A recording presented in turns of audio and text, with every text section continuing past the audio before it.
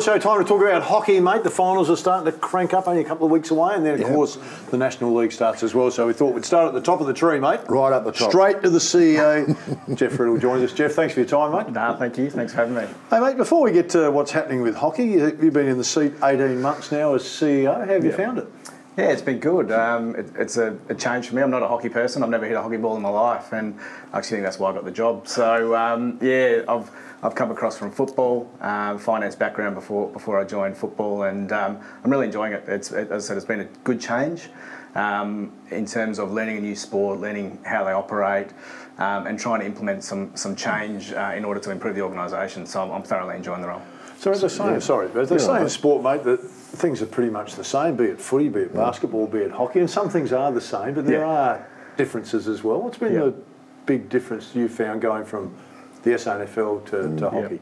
Yeah, there is a lot of similarities, but the differences, as you're mentioning, is probably the lack of resource and funding that the bigger sports get and exposure that the bigger sports get, and that's what I'm trying to change. I'm trying to make the sport more sustainable, more affordable for people to play the sport. But it's probably the biggest changes. But you have the same issues. I mean, community sport, everyone struggles for volunteers.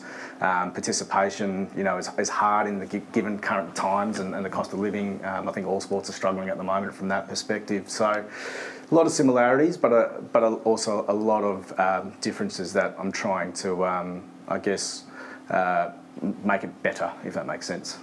Is there anything you've been able to take out, because you're SNFL background, is there anything you've been able to take out of the SNFL to implement into hockey? I mean, there's got to be some things that you think, hey, hang on a minute, we did this at the SNFL, we might be able to plonk that into the hockey? Yeah, I have. So I guess on a smaller scale, I guess the Pines Hockey Stadium, that's effectively our Adelaide Oval, if you want to call it. So coming in, I really...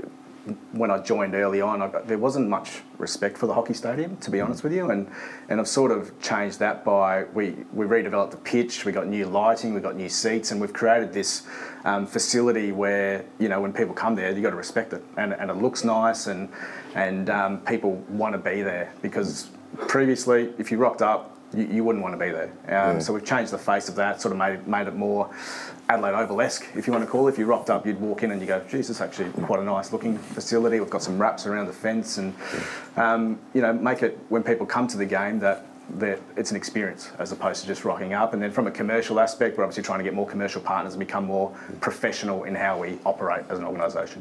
Well, we've been able to drag a couple of big events too as well. I mean, the Australia-India, both men and women Test match series to Mate. It's called Mate, is it now? Mate Stadium. Mate Stadium. Yep. So you're doing something right there. if we're getting those events, you're not going to get those events unless you're doing something right.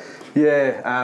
Luckily, the government supported us with those events, and again, that was a part of me early on. I wanted to bring international hockey back to Adelaide and really use that to drive participation and create a bit of buzz back around the sport. It was a bit lost in the background for a few years. So, we had the Kookaburras come over in November last year, played a 5-game series against India, and then we had the Hockeyroos come in May of this year, and had a 3-game series against India, and that was fantastic. The community got behind it, and we had some world-class hockey here.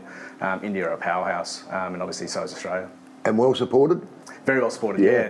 The local Indian community jumped on board as well, and I worked with them to create some fan engagement and getting people to the game, and our local fans also supported it. They haven't seen hockey here for a long time, and they jumped on board, so I'm really appreciative for that. Excellent. Geoff, we'll get to the finals in a minute, mate, in the National League, but we're talking off air about Paris Olympics are coming up, and we just expect our men and women in the hockey to gold. We do. They've got gold, so they should. But there's that moment for 2 weeks where everybody's it's a bit like the Matildas, not quite as grabbing, but in that period, 2 weeks where everyone's talking about the hockey, but we've never seemed to be able to follow that on. Is there a reason? Is it just too difficult?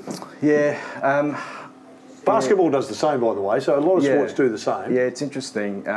It is a sport that people only really get interested in for once every 4 years.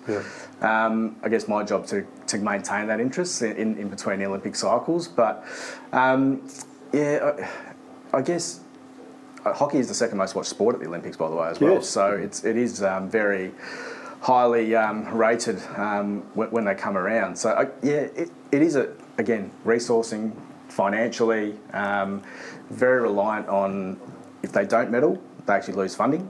So that's very tough. So there's a lot of pressure at that level. But yeah, I think the biggest point is the finance aspect, in the ability to actually promote it for 4 years, leading in an extended period of time. It makes it very, very tough. But that's why we're in these roles. We're trying to maintain that, and part of that is obviously the Hockey One League, which we'll talk about in a second, and trying to make that a world-class event that people from overseas want to be part of it. Yeah, we've got some exciting players playing here. Superstars. That's exactly right, yeah, for SA or the Fire or whatever. They are big names. Jane Claxton's an extremely big name, over a couple of hundred caps there. And she's the Australian captain. She's the Australian captain. I mean, so there's some guns there, both men and women. Yes. That, and they're down there at Moat Stadium. So really, it's something that's worth going and have a look at, really. Yeah, it's again, being new into the sport, I have a newfound respect for those athletes, what they go through, what they put their body through, and they don't get the financial rewards that the bigger sports get. And I've walked down the street with Jane. I've had breakfast and lunch with her, and nobody knows who she is. It's amazing. It's unreal, and she's a Commonwealth Games gold medalist, and as you said, 200 caps, captain of Australia. Nobody knows who she is. It's amazing, isn't it? That's amazing, isn't it? Yeah, Juliet Haslam is a Juliet. We know we've had some gun players, some superstars. Hey, mate, let's talk about the Adelaide Fire, the men and the women. The National League's about to start. Take the viewers through a little bit about the National League. So the Hockey One League, it's a revamped version of the old AHL, if people remember that, back in the day. So it started in 2019, hiatus for 2 years due to COVID, came back last year. So this will be its third season going ahead. 7 franchises, modelled sort of on the Big Bash League, if you want to call it. 6 games, 1 bye, obviously, in that season. We're the Adelaide Fire, obviously, and we play between October and end of November. Okay. So it takes a lot to build that franchise up. We don't have the superstar talent that the eastern states have, so there's a lot of recruiting going on as we speak, trying to get players from overseas and draw them in here and try and make the Fire a competitive team. It's been interesting. It's been really good.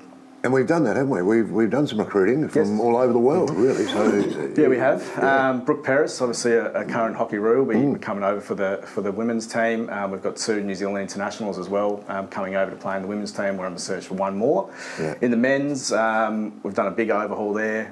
We've got a Great Britain international coming over, a Scottish international coming over in the men's team. We've got Kieran Govers. A lot of the viewers might know Kieran, 126 caps for Australia.